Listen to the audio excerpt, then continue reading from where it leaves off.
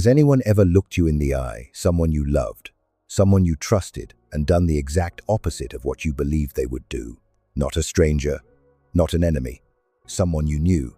I want to ask you something, and I want you to sit with it honestly. How much of what you call trust is actually just assumption? Because here's what I've come to understand painfully, slowly, the way most important things are learned that most of us don't really know other people.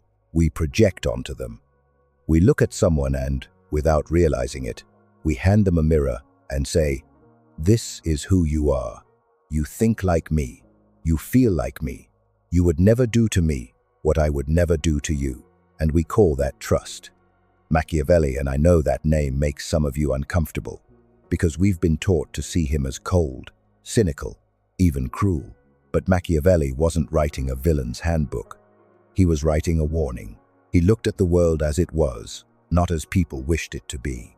And one of the most quietly devastating things he ever observed was this: men are so simple and so ready to obey present necessity that one who deceives will always find those who allow themselves to be deceived. Listen to that again. Those who allow themselves to be deceived.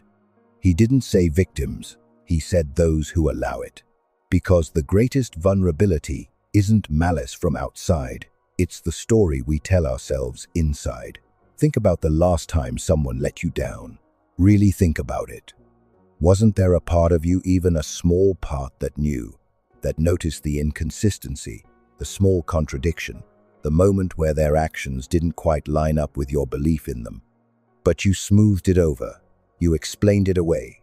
You said, no, they wouldn't do that. I know them.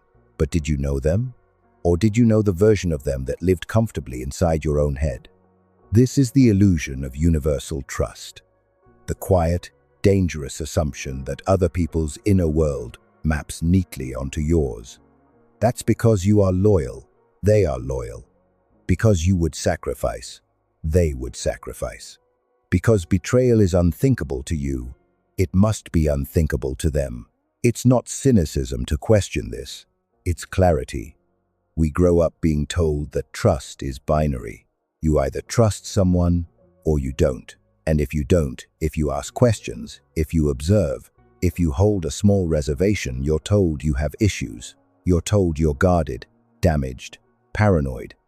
But Machiavelli understood something that takes most of us decades to learn. People are not good or bad. They are responsive.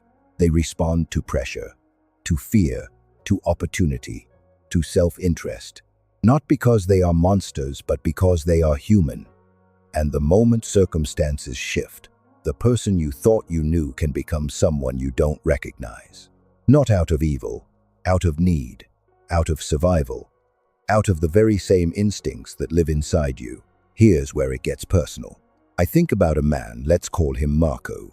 Smart, warm, generous with his time. He had a business partner of 12 years. 12 years of shared meals, shared struggles, shared victories. He knew this man the way you think you can only know a brother. And when the business hit a crisis, a real crisis, the kind that separates what people say from what they do, the partner made a choice. A quiet, calculated choice, entirely in his own interest. He didn't become a different person overnight. He just revealed the person he had always been, in circumstances that finally required him to choose. Marco told me afterward, "I never saw it coming, but when I asked him gently, were there signs?" He went quiet. And then he said, "I just didn't want them to mean what they meant." That's the illusion. Not that we're blind. It's that we choose not to see. Because seeing would mean dismantling the comfortable story we've built. The story where the people we love are reflections of our own values. Where trust is a two-way mirror, and everyone on the other side sees what we see. Machiavelli wrote that a prince, and let's think of that not as a ruler, but as any person who holds something worth protecting, must learn to be both the lion and the fox. The lion for strength, the fox for sight. Because a lion, he said, cannot defend itself against traps. We love to be lions. We walk into rooms with our chests open, our faith extended, our belief in the goodness of others held out like a torch. And there is beauty in that. I don't want to take that from you. I am not standing here to turn you into someone cold, calculating, sealed off from the world. But I am asking you to also be the fox. To observe, to notice, not just what people say, but what they do when the stakes are real. To understand that trust, genuine trust, is not assumed, it is earned, slowly, through consistency, through evidence, through watching someone make the harder choice when the easier one was right there. The dangerous illusion isn't that people are bad. The dangerous illusion is that they are you. They are not. They have their own fears you've never seen, their own hungers you've never been invited into, their own private mathematics of survival that runs constantly, quietly, beneath every smile and handshake and promise. That doesn't make them enemies. It makes them human and the most loving. The most honest thing you can do for yourself and for them is to see them as they are, not as you need them to be. Machiavelli's greatest lesson wasn't about power. It was about perception. The world is not a reflection of your values. Other people are not bound by your code just because you are.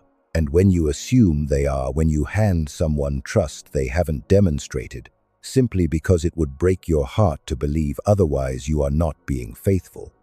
There is a difference between love and illusion, between faith and fantasy, between opening your heart and leaving your eyes closed. So I'll ask you again, the last person who surprised you, who did the thing you never thought they'd do, was it really a surprise? Or was it the moment the story you were telling yourself finally ran out of room to hide? Start watching people as they are, not as you are. That's not distrust. That is wisdom.